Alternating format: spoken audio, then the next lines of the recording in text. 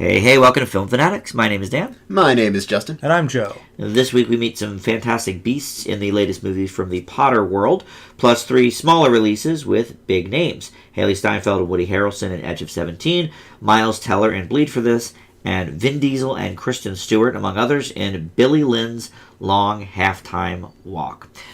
Joe, we're going to first hear about the latest from J.K. Rowling's mind, and that is Fantastic Beasts and Where to Find Them. Well, Fantastic Beasts is, of course, this sequel, rather a prequel spin-off to Harry Potter.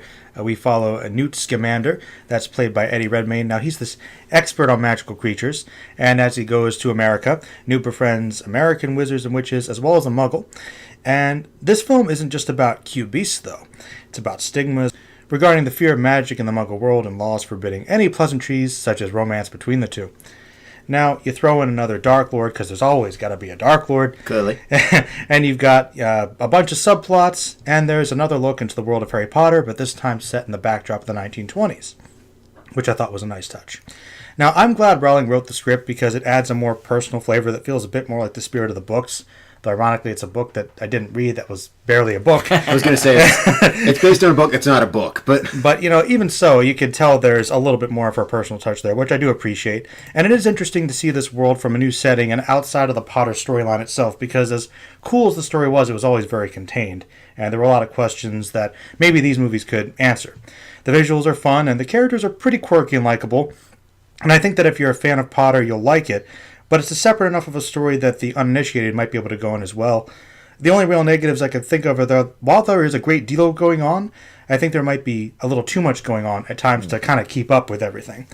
Some things aren't quite as developed as they could have been, or only some things are briefly touched upon. I'm not sure if it deserves a franchise, because as I was looking it up, I realized they're making 5 of these, and yeah. I can clearly see what the logic is there, I guess. But I do think there is potential for good things. What do you guys think about it? Well, I think that the beasts were very fun. Mm-hmm. I really liked the design of a lot of them. And the human characters are also fairly fun. I really enjoyed the Muggle character played by Dan Fogler, who I really came around on. When he first came on the scene, maybe 10, 15 years ago, he was in the Ping Pong movie, Balls of Fury. Oh. Now I know who he is. And he's done a couple other things, and I was like, I didn't care for him. And then a few years ago, he did a TV show that lasted a season. I was like, okay, he's kind of funny. I really enjoyed his character in this. I have to say, though, I think I don't like Eddie Redmayne. What? I've decided.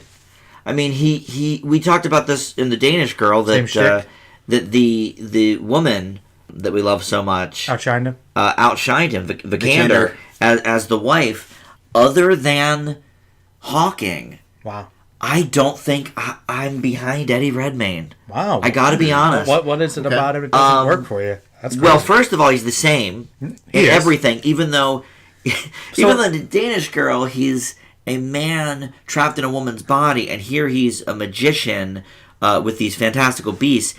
He plays it the same. Well, let me ask you this, though. There are a lot of actors that play it the same that I know you like.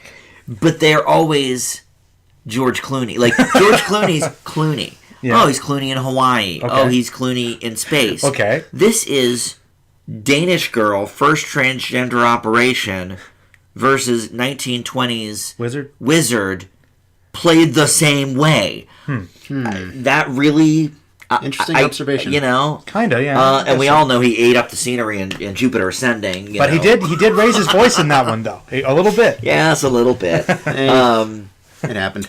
But look, aside from that, the director Yates, who did, I believe, the last 4 of the Potter films, he really keeps the tone the same. And I agree that it's great J.K. Rowling wrote this. Kind of wish she did that with some of the movies, actually. Yeah, I mean, I think she's a pretty adept film writer. If this movie's any indication, visually, I would say it's more stunning than any of the Potter films due to its subject matter. I'd agree. And I like that this world it has been opened up and sort of really knows no bounds. I mean, if she's gonna mine 5 movies out of a textbook from the Harry Potter series. There's nothing that she can't create, and I respect that. I think she's very, very talented. It is far too long. There's like 7 endings to this movie. Yeah. I was going to say, to all the people who have made fun of Peter Jackson's Return of the King, this puts that to shame. Yeah, it really does. That's true. It goes going forever. Yeah. So I'm not sure I liked it as much as you, Joe, but I did enjoy it. Justin? I think I'm officially calling 2016 the year of sequels nobody wanted, but this time we have an addendum to that. Okay. We have the spin-off nobody wanted. Wow. So much hate Now, on it. with that, I think a lot of people were pumped about it. When they because heard it's Harry no, Potter. no, no. I was gonna because say, it's Potter. because it's Harry Potter. I don't think anyone was saying, "Oh yes, I can't wait for that spin-off." Like, yeah, people are going to see it, but nobody's like screaming for this movie to be in existence. For coming from a textbook that I did read, quote being read because it was basically a textbook with annotations. It's reading. Yeah, you can read it. It was reading, and it was a fun read, but it was still a textbook. So it's like what, an inch thick or less? Yeah, like 150 pages, something like that. It's pretty light, yeah. Give or take some change. But I mean, with this one, it just feels like it's kind of in the same stage as, dare I say it, something we talked about, ironically enough, off-air with Doctor Who. It's time for a changing of the guard. David Yates, I have never thought he has... Is that right? Yeah, he hates David Yates, yeah. I don't think he's ever understood Harry Potter, and this is a glaring observation of that. And maybe that's okay, because honestly, I feel like J.K. Rowling lost her way as well. And... well, I know you got some issues with that. Would you prefer it if they got Chris Columbus, though? I would be totally on board if they got Chris Columbus, because I think he's the only Potter director that had any idea what Harry Potter should look like. I will say this, I mean, Yates, obviously, somebody thought that he was good enough to keep it going, but I do think Chris Columbus's movies captured the feel of the books more. Okay. At the very least. David Yates decided Harry Potter is action movie, and it was ridiculous. 4th one, kind of okay. I didn't see 5, 7, and 8, quotation marks. They're all right. I guess for the finale, they're passable. You didn't see all the movies? No. Yeah, Justin's got issues with the whole Harry Potter Well, that's thing. fine, but as a fan of cinema and a fan of Harry Potter, I would think you'd watch all of them. Here's the thing. Well, maybe I should save this for another day. But okay, that's fine. I just didn't know you never saw all of them. Sounds like mini-cast. We could do a Harry Potter my relationship with the Potter series is like a Facebook status. It's complicated. That's good. I liked it. Sorry. That's good. But getting back on track, for coming up with something completely from scratch, there are some things I like about it. There are some things I really don't. It has by far one of the most obnoxiously forced and heavy-handed introductions ever, pretty much shoving the audience into this world with little rhyme or reason. One of the twists is glaringly obvious. But also this movie tries to be an adventure story, a story about dealing with racism, and for some reason also tying in an abusive storyline, which is really strange for something that's kind of sort of geared towards family audiences. Harry Potter got pretty dark sometimes. Harry Potter did get really dark, but there's a time and a place. But what I do think works is the initial interplay between the main cast. I think Redmayne does a good job with his character. I'm curious to see how he'll evolve in further installments. I think 5 movies is completely and utterly ridiculous. But I like the antics. I think the visual effects as well as the atmosphere itself is really where this movie shines. And the way they sort of interject Scamander as sort of this magical hybrid of MacGyver meets Indiana Jones. And it works in a strange way. I think it's some of the most compelling aspects of the entire film. But I couldn't agree more. It's way too long. It ends way too many times. You could have easily gotten away with 3. And I'd say the 3rd one was really all you needed. I mean, wrap it up for each of the main characters in their own way and roll credits. They didn't really do that here, but overall, for Potterheads, it's worth a look. For everyone else, I can't really recommend it in good conscience. I don't agree, because I do think it separates itself so much. No, it does. As a prequel, I think a person who's for some reason never seen any of the Harry Potter movies could go into this with a fresh mind and get maybe not the same experience as a huge Potter fan, but I think they would still get an enjoyable movie. No, that you misunderstand. Okay. What I mean is, like, being wrapped up in that mythos, like, as an addition to an already established universe, I can see the value in this movie. As a standalone film, it's passable. Like, I can tell you right now, I have no desire to ever rewatch Fantastic Beasts and Where to Find Them. Yeah, I mean, I don't know that I'll give it a rewatch. Maybe when the next one comes out for a refresher, but no, it's not something I'm clamoring to watch again. But I don't know. That's not necessarily the worst thing. I mean, we've had plenty of movies where it was pretty decent, but Once was enough. Yeah, but once was enough. I mean, I think that you're both kind of right. I mean, I think that obviously for a Harry Potter fan, if you already like this world, you're going to get more out of it, and the bigger fan you are, you're going to like it most likely. Yeah. But I do think that if you don't have an investment in Harry Potter, it's separate enough of a story you could enjoy it and possibly get involved in other movies. I don't think that there's nothing for any casual viewer. I think that you could enjoy it. Yeah. All right, well, Joe, what is your grade here for Fantastic Beasts? Well, I wouldn't say it was fantastic, but it was pretty good. I leave it with a B+. Okay, it's a B for me. B-. Okay. Sounds about right. Yeah, stands to reason. All right, well, up next is Edge of 17. Joe missed this one, so it's going to be me and Justin talking about this. Having lost her father years earlier, social outcast Nadine, played by Haley Steinfeld, learns that her only friend is falling for Nadine's brother, played by Haley Lou Richardson and Blake Jenner, throwing her already confusing world into complete upheaval. Woody Harrelson and Kira Sedgwick co-star. Now, coming of age is a genre that you could probably count on one hand the John Hughes level films since the 80s heyday, right? Yes. I mean, you've got, Perks, Election, we discussed recently on the show. Sure. I would say Mean Girls. I know Justin isn't quite as high on it as I am. Juno, maybe. Possibly. That's about the end of the list. And I honestly believe you can add Edge of 17 to this list. Nadine isn't nearly as well defined as some of maybe the Molly Ringwald cliche prototypes.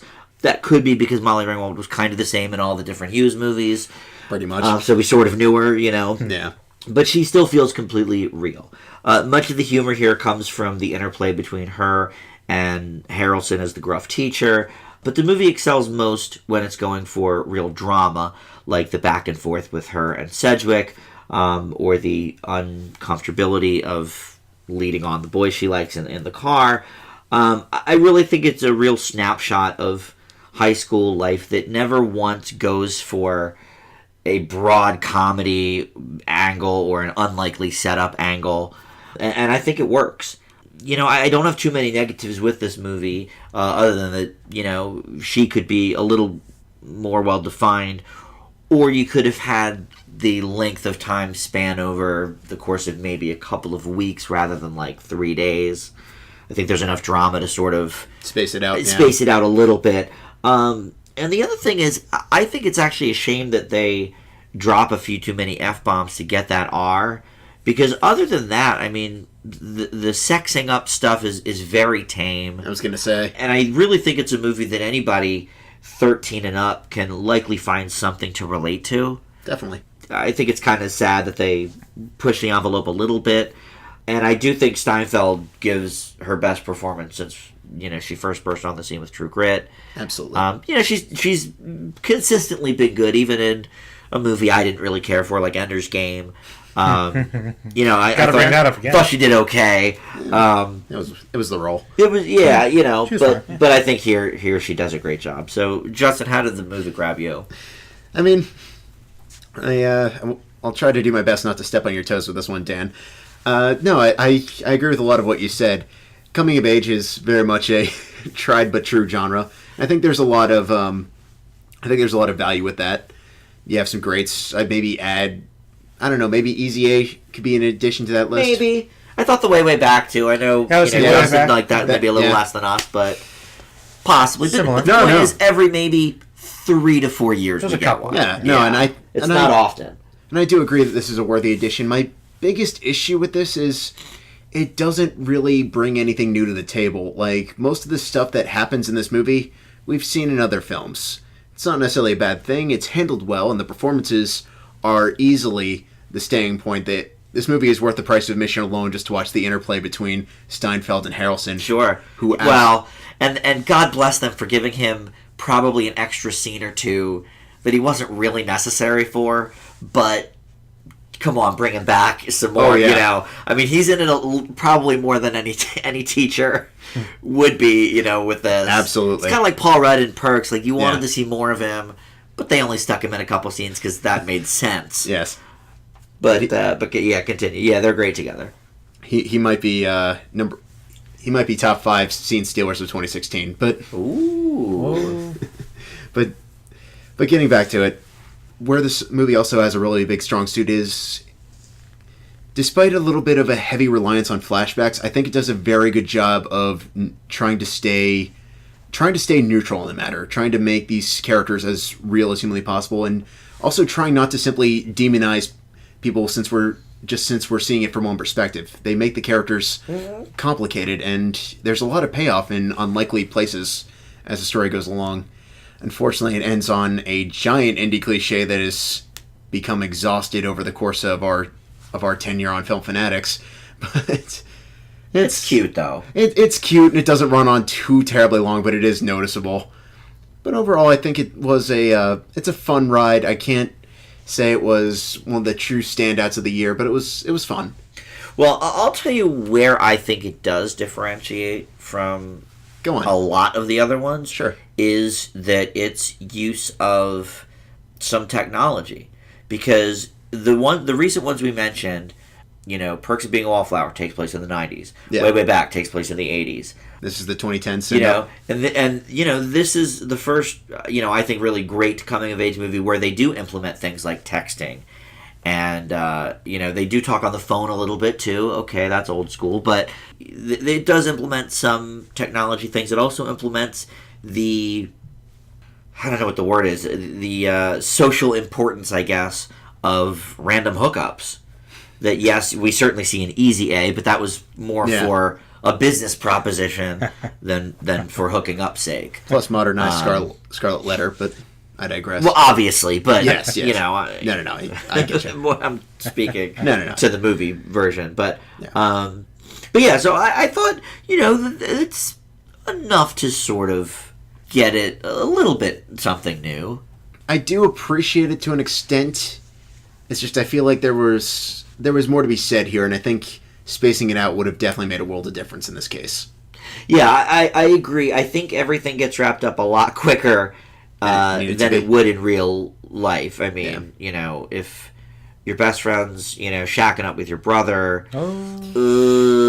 I don't know that gets sort of resolved passed over a weekend. 3 days. Yeah. So I will say that. But no, I really liked it. I've actually seen it twice already, and I think it's great. It's an A.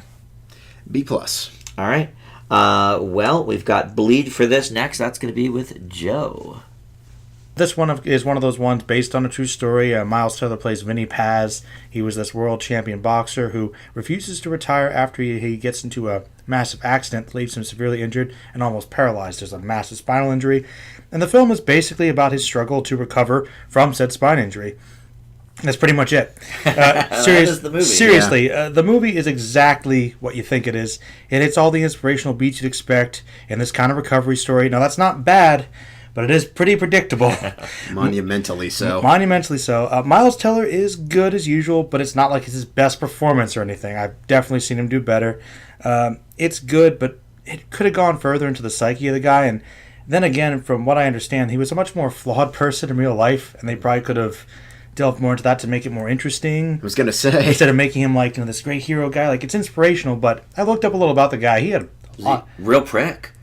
He had a lot of criminal issues. Oh, wow. Yeah, and domestic issues. So, maybe.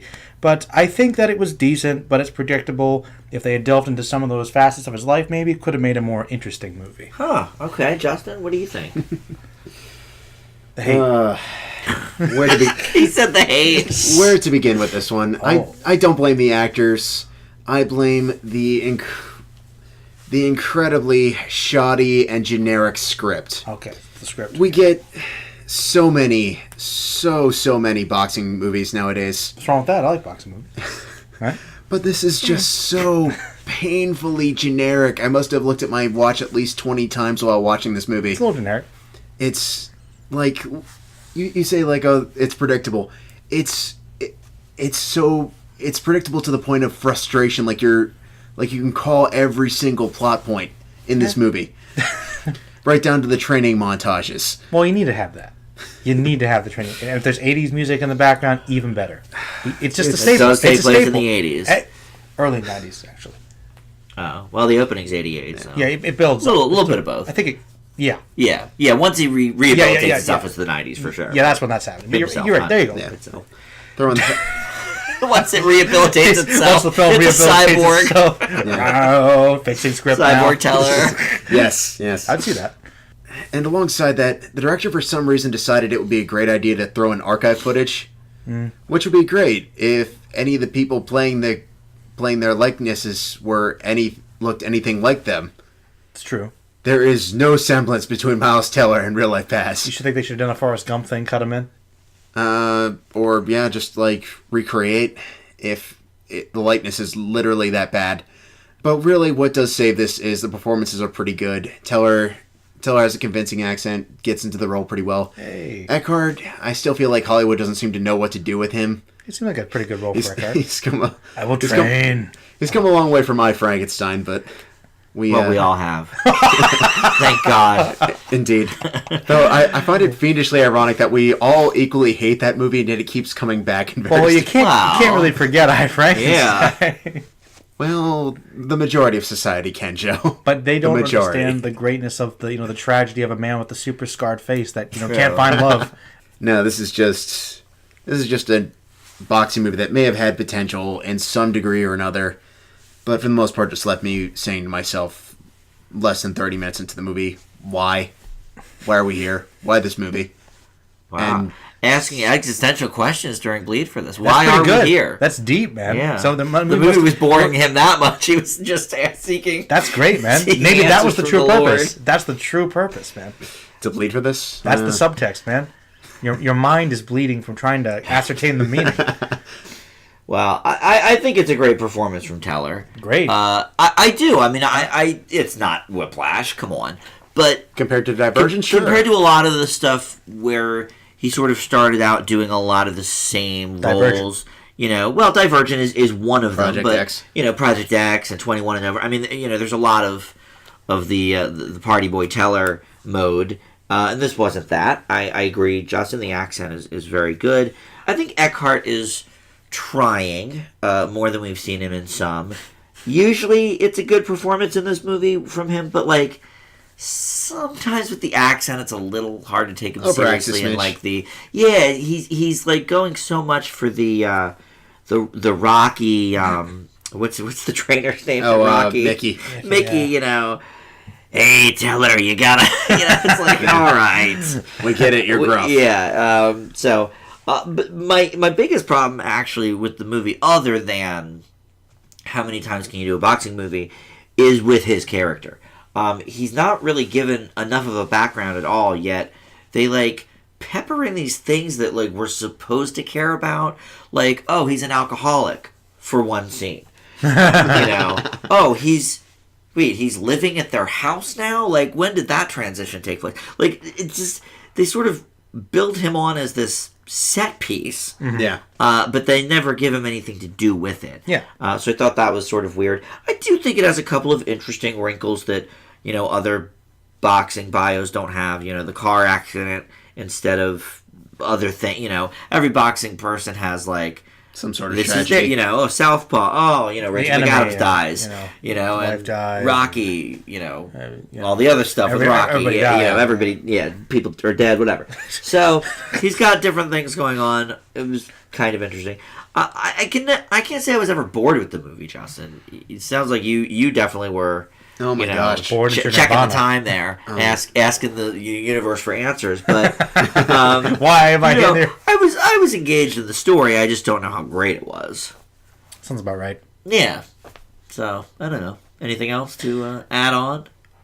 I mean, like I said, I mean, I think there were interesting things there. There are pockets of good performances, but it's pretty by the numbers and underdeveloped in certain areas. Yeah. But I like a boxing movie.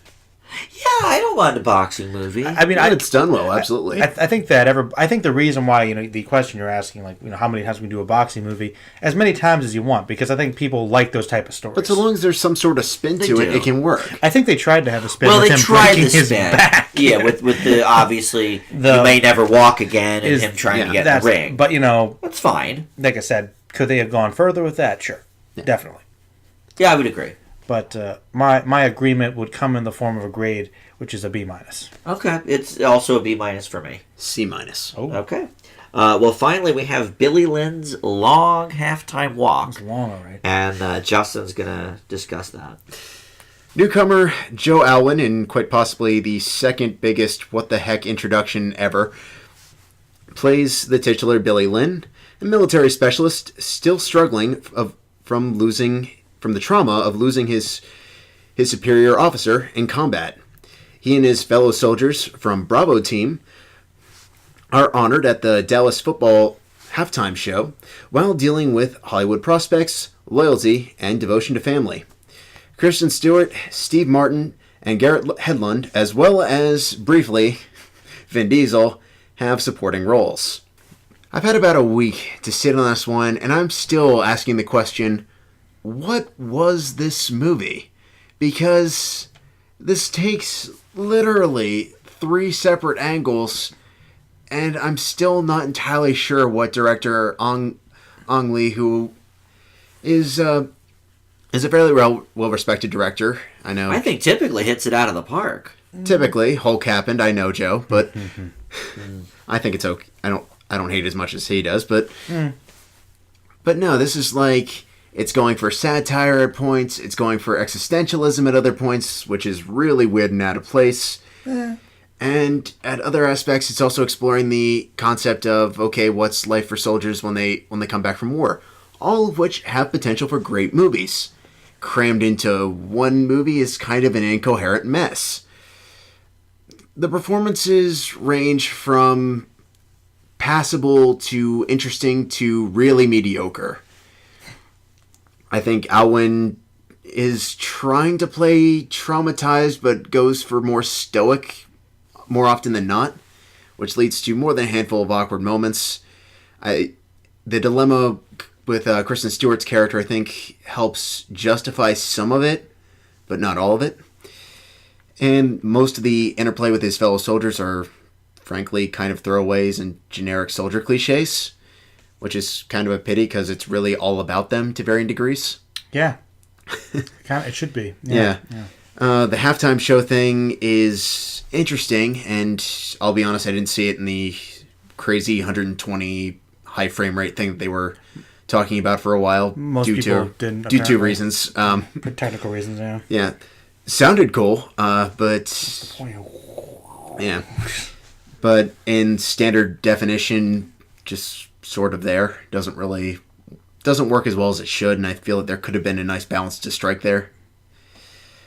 As a whole, I don't think it's as much of a mess as some people have been saying, but it's got a whole lot of problems. I have no problem calling this the least good of Ong Lee's films that I've seen.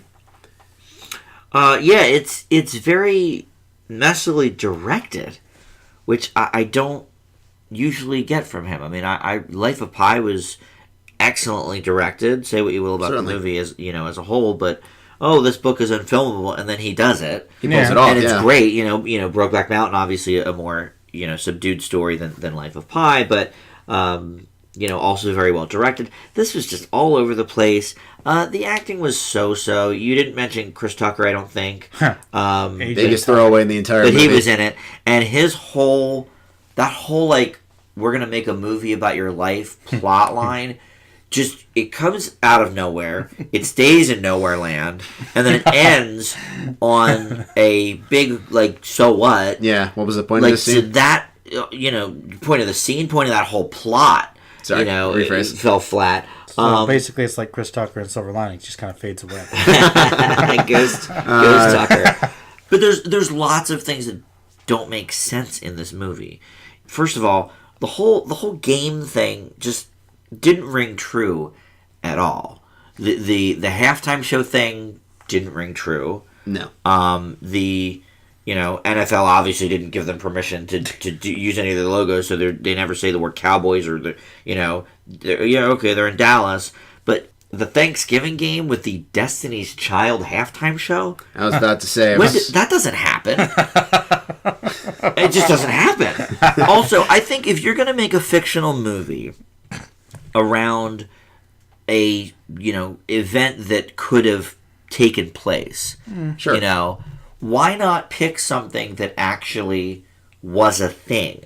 Make it take place at a halftime show with something. I looked this up.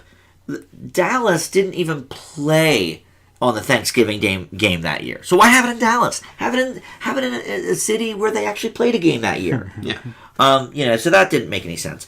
Also, if you know anything about your Super Bowl halftime shows, that was the same year that the Janet Jackson nipple happened. Yeah. Oh. If you think that they're going to just shuffle a bunch of military people up on stage without even telling them what they're doing for this halftime show, you're out of your mind. That made no sense to me. Okay. Oh, we're not sure what we're... Oh, you know what? We'll figure it out once you're on stage next to Beyonce. Don't worry about it. Oopsie. What? Yeah. You'll figure it out. When does that happen?